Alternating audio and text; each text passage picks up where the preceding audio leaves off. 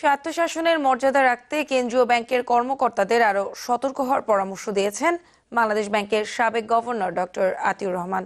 মঙ্গলবার Asiatic society আয়োজিত professor Shafiqur Rahman স্মারক বক্তৃতায় তিনি এসব কথা বলেন কেন্দ্রীয় ব্যাংকের স্বতন্ত্র বেতন কাঠামো তাদের ন্যায্য অধিকার। মজুমদার বাবুর রিপোর্ট। রিজার্ভ চুরির ঘটনায় ব্যর্থতার দায় নিয়ে গত বছরের 15ই মার্চ পদত্যাগ করেন বাংলাদেশ ব্যাংকের সাবেক গভর্নর ডক্টর আতিউর রহমান। এরপর থেকে ছিলেন অনেকটা নিভৃতে, এড়িয়ে চলেছেন সাংবাদিকদেরও। এশিয়াটিক সোসাইটির শফিকুর রহমান স্মারক বক্তৃতা শেষে সাংবাদিক সহ সুধীজনদের নানা প্রশ্নের জবাব দিলেন ডক্টর আতিউর রহমান। এর আগে স্মারক বক্তৃতায় তিনি কেন্দ্রীয় ব্যাংকের কর্মকর্তাদের স্বায়ত্তশাসনের বিষয়ে সতর্ক হওয়ার পরামর্শ দেন। কেন্দ্রীয় ব্যাংকের মান মর্যাদা, তার অটোনমি নিশ্চিত করতে হবে। যে দেশের কেন্দ্রীয় ব্যাংক যদি তার মাথা উঁচু করে না দাঁড়াতে পারে, তার নৈতিক বলে যদি বলিয়ান না থাকতে পারে, সেই দেশের অর্থনীতির জন্য সমূহ বিপদ।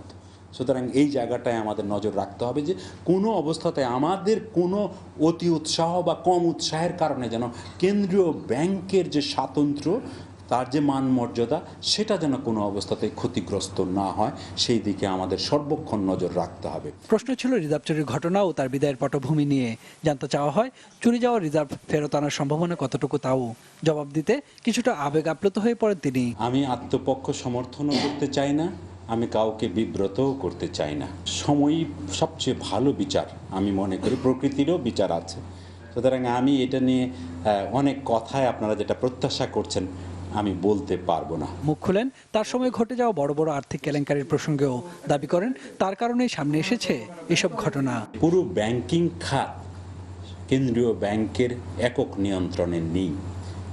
অনেকগুলো ব্যাংক আছে যেগুলোর মালিকানা ব্যক্তিখাত নয়, এবং সেগুলোর রেগুলেশনও সম্পূর্ণটা পুরো বাংলাদেশ ব্যাংক করতে পারেন না।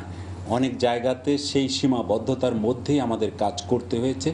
তারপরও আমি বলবো আমাদের সময়ে অন্তত 3টি ব্যাংকের পর্ষদ ভেঙে দেওয়া হয়েছে।